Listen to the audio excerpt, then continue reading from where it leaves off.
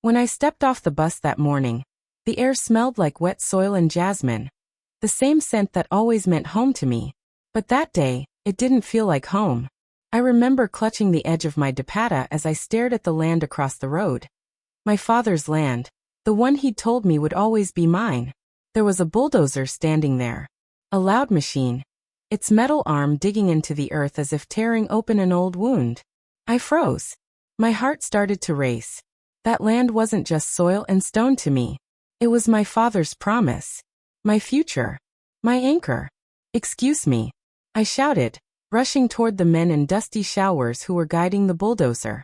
"What are you doing here? Who told you to dig?" One of them looked at me blankly, then pointed toward the big iron gate where a new board was nailed up. "Property of Ahmed Builders." I felt my knees weaken. "That's not possible," I whispered. "This land belongs to my family." And that's when I heard her voice behind me, steady, sharp, familiar. "It belonged to your family," my grandmother said. "Now it's been sold. You don't need it anymore." Before that day, my life was simple, small-town quiet, the kind of life where you could hear the roosters before dawn and the laughter of children echoing through the alleys after school. My name is Aisha, and I grew up in a village outside Multan, surrounded by fields my father had worked on since before I was born. He used to say, "Land is not wealth, it's memory. Take care of it, and it will take care of you."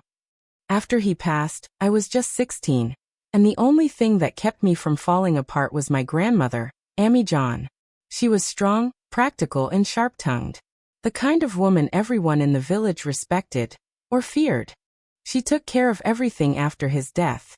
The land, the paperwork, the house. She always said, "Don't worry, Aisha. This land is your dowry, your dignity. One day, it will secure your future." I believed her. Completely. Years passed. I became a teacher at the local girls' school. My days were filled with chalk dust and the rustle of notebooks, and my evenings with the sound of Ammi John's radio humming old ghazals while she made lentils in her old brass pot. She wasn't affectionate in the usual way.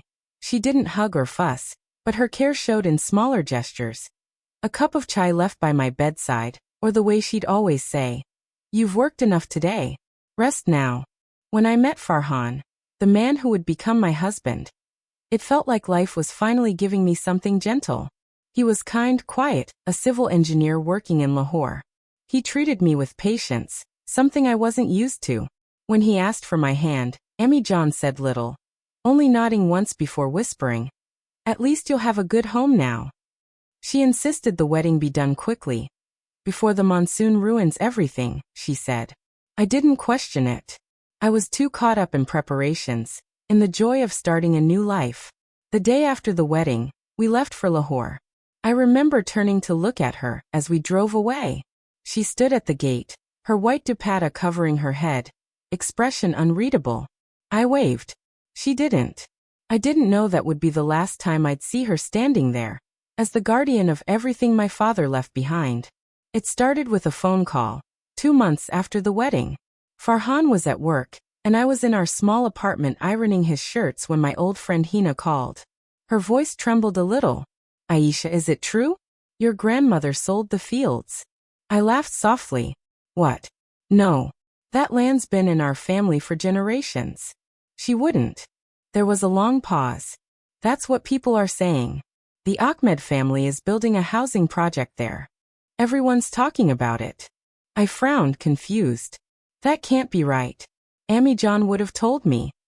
That night, I called her. She didn't pick up. I tried again the next day, and the next.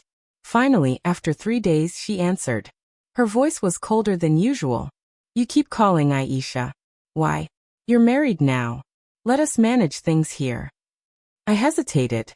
"Ammi John, people are saying the land is being sold. Is it true?" There was silence, long enough that I could hear the faint creak of her chair and the tick of the wall clock behind her. Then she said, "Don't listen to gossip. You focus on your new life. I'll handle the rest." Before I could ask more, she hung up. That was the first time she had ever dismissed me like that. I tried to push the thought away. Maybe she was just tired. Maybe it was all a misunderstanding. But something inside me, a small, uneasy ache, wouldn't quiet down. Over the next few weeks, strange things began to happen. A letter arrived from the land office, addressed to me, but it was empty inside, only the envelope sealed again. A cousin mentioned seeing new faces around the property, surveyors, men with clipboards. I started to lose sleep. Farhan noticed. "You've been distracted lately," he said one night as we ate dinner. "Still worried about your grandmother?" I nodded. "Something feels wrong. She's not herself." He sighed. "Maybe she just wanted to manage things her own way. You know how elders can be." But this wasn't just management. This was silence. A wall between us. Then one morning, I received a photo on WhatsApp, sent by Hina. It was the land. My father's old mango trees had been cut down. I remember sitting there on the edge of the bed, staring at the photo, my hands trembling. The world felt smaller somehow, like the air had thinned. That evening I told Farhan, "I need to go home." He nodded slowly. "If it'll give you peace, then go." I didn't tell him I already knew peace was gone. When I reached my village, it was early morning. The bus stopped at the same dusty crossroads I'd known all my life, but everything looked different. There was noise where there used to be silence. The call of crows had been replaced by the grinding hum of machines, piles of gravel, cement bags, and men shouting orders. It was as if someone had replaced my childhood with a construction site. I dragged my small suitcase along the dirt path, each step feeling heavier than the last. The old neem tree where I used to sit with my father was gone. So was the little boundary wall my grandmother had painted white every spring. And then I saw the sign, big, bold, red letters. Future site of Ahmed Villas. It felt like the ground fell away beneath me. I walked straight to our house, heart pounding. The wooden gate creaked open, and I saw her, sitting in the courtyard, a shawl draped neatly around her shoulders, sipping tea like it was any other morning. "Assalamu alaikum, Mammy John," I said softly, trying to steady my voice. She looked up, startled. "Aisha? You came without telling me." "I tried to call. You didn't answer." She said nothing, just gestured for me to sit. I didn't. "Why is there construction on our land?" I asked. "What's going on?" She set her cup down carefully, the china clinking against the saucer. "It's not our land anymore." I felt something in me snap. "What do you mean not ours? That land was Baba's. You told me yourself it was mine now." She looked at me, eyes narrowing. "You're married, Aisha. You live in Lahore. You don't need land." I needed money, to fix the roof, to pay off debts your father left behind. Selling it was the only choice. I stared at her, my throat tightening. "You could have told me. You should have told me." Her lips pressed into a thin line. "What good would that do? You'd only argue. You're not here to understand what's happening. You've moved on."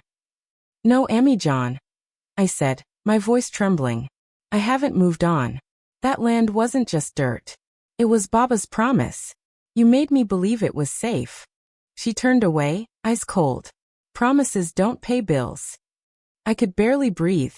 My voice cracked as I whispered, "How could you do this to me?" For the first time, she looked almost human. A flicker of guilt passed over her face, but it vanished quickly. "Don't speak to me like that," she said quietly. "I raised you when no one else would. I made sure you had an education, a husband, a life. I did what I had to do." "But you sold my inheritance," I said. "You sold the last piece of my father." She picked up her tea again, hand trembling slightly. "You'll understand one day." I turned and walked out of the house. I didn't even notice I was crying until a neighbor stopped me near the gate. It was old Khalida auntie, the one who used to braid my hair when I was little. "Beta, you came back," she said softly. I tried to talk to her, but she wouldn't listen. Those men offered her too much money. I swallowed hard. She didn't even tell me. Khalida auntie sighed. "She said you had a new life now, that the land would just sit empty. She thought it was better this way." Better. As if betrayal could ever be better. That night I couldn't sleep. I lay on the charpai in my old room, staring at the cracked ceiling. The familiar sound of crickets outside felt hollow now. Every corner of the house whispered memories. Baba's laughter, my childhood games, the scent of mango blossom in summer. All of it, wrapped around land that was no longer ours. The next morning, I went to the land registry office. The clerk looked at me impatiently when I told him my name.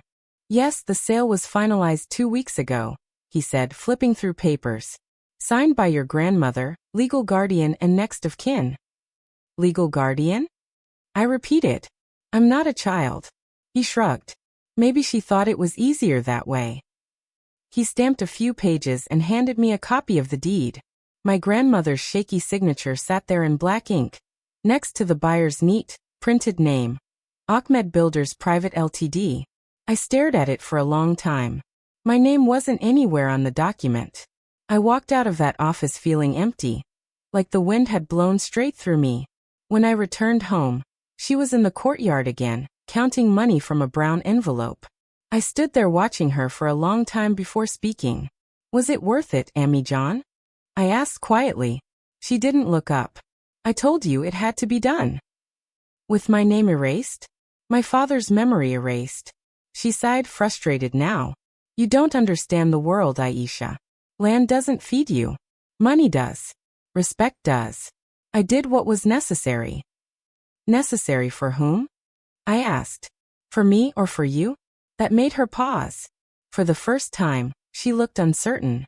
I walked closer, lowering my voice. You sold it for comfort, not survival. You wanted to control everything. Even after Baba was gone. You didn't sell the land. You sold me out. Her face hardened again. Watch your words. I felt tears burning behind my eyes, but I refused to let them fall. You taught me to protect what's mine, but you never told me I'd have to protect it from you. She looked away, silent. The only sound was the call of a distant muezzin. I left the house that evening. Without saying goodbye. As I walked past the half-built structures, I stopped at the edge of the land.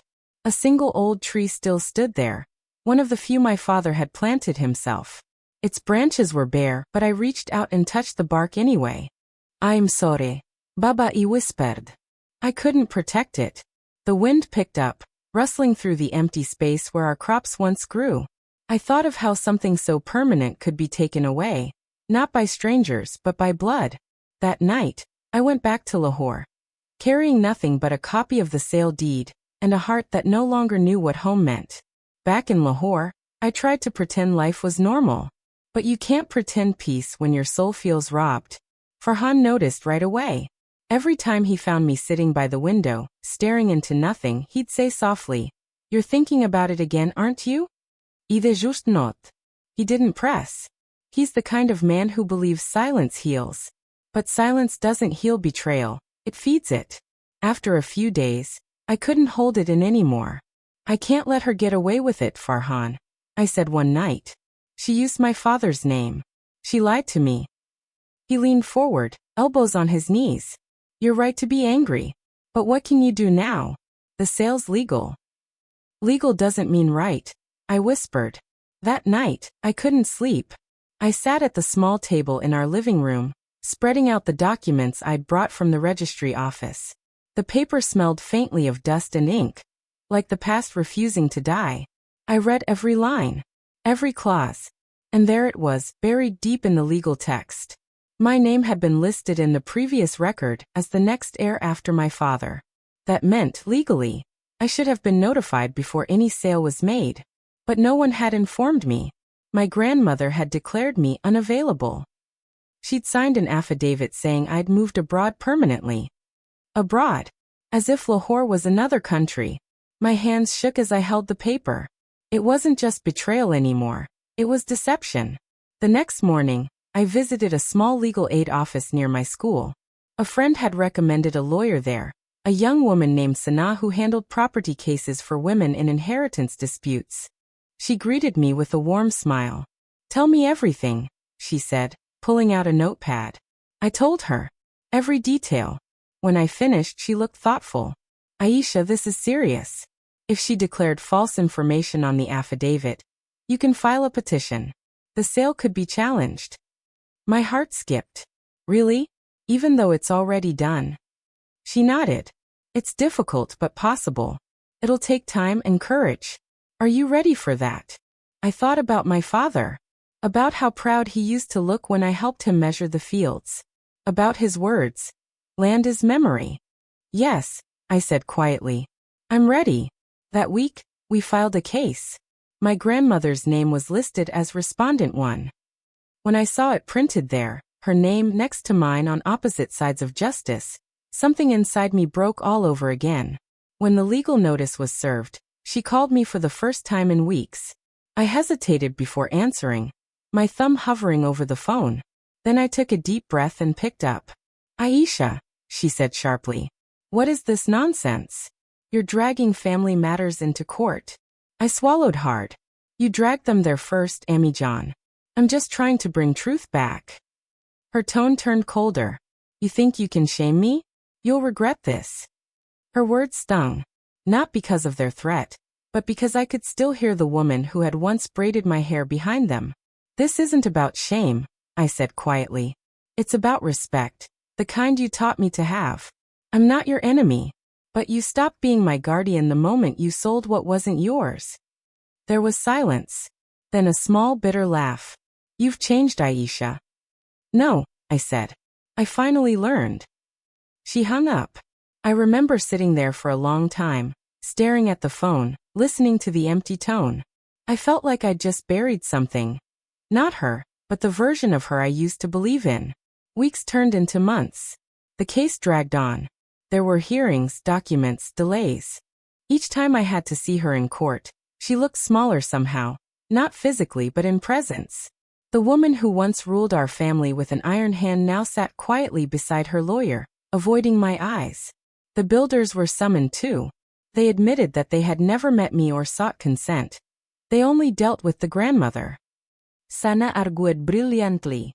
She showed the affidavit, the missing notification, the timing of the sale, everything. When the judge asked me why I was fighting for land that was already gone, I said, because it's not about the land anymore. It's about truth. I deserve to know my father's promise didn't die, because someone found it convenient. For a moment, even the judge looked moved. After that hearing, as I walked out of the courtroom, my grandmother caught up to me. Her steps were slow, but her voice was steady. Aisha, she said, you think you're winning something, but you're losing your family. I turned to her. I lost my family the moment you chose money over me. Her eyes glistened. Just for a second. I did it for survival, she murmured. Then why didn't you ask for help? I said softly. I would have sold my jewelry. I would have taken a loan. You didn't give me a chance to stand beside you. She opened her mouth to speak, but nothing came. She just turned and walked away. That image, her frail back disappearing down the corridor, stayed with me for days. Months later, the verdict came. The sale couldn't be fully reversed. Too much construction had already been done. But the court acknowledged the fraud and ordered the builders to compensate me for my share. It wasn't everything, but it was something. Acknowledgement. Validation. When I held the official ruling in my hands, tears finally came, not of joy but of release. Farhan hugged me whispering, you did it. You stood up for yourself. I nodded, but my heart still ached. Because winning in court didn't mean healing at home. I hadn't spoken to my grandmother since that last encounter. But sometimes at night, I'd dream of her, sitting on that old charpai, her shawl wrapped tightly, the radio humming in the background. In my dream, she'd look up and say, you've worked enough today. Rest now. And I'd wake up crying. News travels fast in a village. Even faster when it's about disgrace. By the time I returned to visit again, a year after the court's decision, everyone knew. People whispered as I walked past. Some pitied me, others admired me. But all of them knew what had happened. The granddaughter who took her grandmother to court. I hadn't come to flaunt my victory. I came because I couldn't let the story end in bitterness. When I reached the house, it felt smaller than I remembered. The walls dull, the paint flaking. The once busy courtyard was quiet now, no radio playing, no sound of her bangles clinking in the kitchen. I found her sitting on the veranda, her back hunched, her shawl faded with time. For a moment, I thought she wouldn't recognize me. But when she looked up, her eyes softened. Tired, defeated, but still sharp enough to pierce my heart. So the city woman returns, she said, her voice dry. I managed a small smile. The same woman, Ammi John. Just older, maybe wiser. She didn't respond. Just looked past me. Out at the road where a new row of half-finished villas now stood. That's where our fields used to be, I said quietly. She nodded slowly. I know. There was silence between us. Heavy, almost sacred. The kind of silence that carries years of things left unsaid. I didn't come here to fight, I said softly. I came because I still care. Because despite everything, you're still my grandmother. She looked down at her wrinkled hands. You shouldn't care. I destroyed what was yours. Her voice cracked slightly on that last word, and I saw, for the first time, the weight she'd been carrying. The pride, the guilt, the loneliness. Why did you do it? I asked. Really? She took a long breath. After your father died, people came every day, asking for money he owed, demanding payments, threatening to take the land anyway. I kept them away as long as I could. But when you got married, I thought, you'd have a good life. A husband. A home. And I was old, tired, surrounded by vultures. I listened in silence. I thought, she whispered, if I sold the land, maybe I could leave you some money in peace. But the money went fast, to debts, to repairs, to hospital bills. Nothing lasted. Not even my dignity. She let out a shaky sigh. And by the time I realized what I'd done, it was too late. I felt tears rise to my eyes. You could have told me. I would have helped. Her lips trembled. I didn't want my granddaughter begging for me. There it was, the truth buried beneath her pride. She hadn't sold the land out of greed. She'd sold it out of fear, of losing control, of appearing weak. I reached across the small wooden table between us and placed my hand over hers. You didn't have to protect me by hurting me, Ammi John. She looked at our hands for a long time, then said in a low voice, I know that now. Later that afternoon, people from the neighborhood began to stop by. Old Khalida auntie came first, carrying a bowl of lentils. Then others, uncles, cousins, even the local shopkeeper. Each one came with some version of the same words. You did what was right, Beta. Land can be replaced. Justice cannot. Or, you were brave to stand up, even when it meant standing alone. My grandmother sat quietly as they spoke. She didn't argue, didn't defend herself, just listened. When they left, she turned to me. They'll never forget what I did. That night, we ate together. For the first time in years. She'd cooked lentils the way I liked, with fried onions on top, and just enough chili to make your eyes water. The food tasted like childhood, like forgiveness. As we ate, she said quietly, I saw the new buildings. They're ugly. I laughed through tears. Yes, they are. For a while, we just sat there. Two women from two generations, finally understanding that love can survive even the deepest betrayal if both hearts are willing to soften. When I returned to Lahore, I felt different, lighter. Not because the past was fixed, but because it finally had a shape I could live with.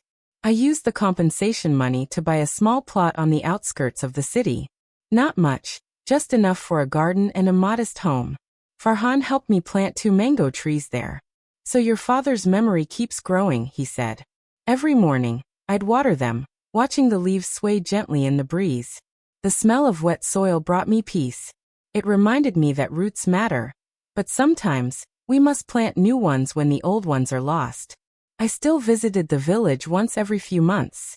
My grandmother's health declined slowly, but she was calmer now, softer, almost childlike in her final years. Sometimes she'd sit with me and talk about Baba, about how stubborn he was, how he'd sing to the cows, how proud he'd be if he saw me now. One evening, just before sunset, she took my hand and whispered, I couldn't give you land, Aisha, but I hope I gave you strength. I squeezed her hand and said, You gave me both, one I had to fight for, and one I had to learn from. She smiled faintly. That was the last time she spoke to me with full clarity. She passed away quietly a few months later. When I returned for her funeral, the entire village came. Not one person spoke ill of her. Time had softened even the harshest memories. Standing at her grave, I laid a small mango sapling beside the headstone. The soil was cool under my hands, and the wind carried the scent of rain. I forgive you, I whispered. And I hope you forgive me too. Years have passed since then. The Ahmed villas are complete now. Polished gates, concrete walls, and manicured lawns where our wheat once grew. Sometimes, I drive past them on my way to visit the village. I don't feel anger anymore. Just a quiet ache. The kind that comes when you see something that used to be yours, but realize you've outgrown the need to own it. Because what I lost wasn't just land. It was innocence, trust, and a piece of my childhood. But what I gained was something harder, rarer. The courage to stand for myself, even against the people I loved most. And that, I think, is what my father would have wanted. I often wonder if every family carries its own kind of inheritance.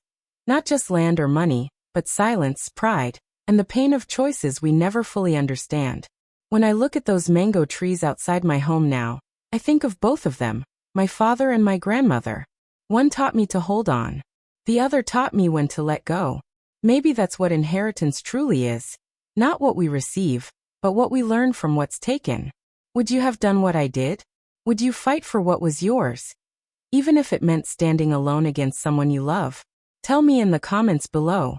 And if you believe every woman deserves to have her voice heard, her truth honored, don't forget to subscribe and share this story. Because sometimes, healing begins when we tell it out loud.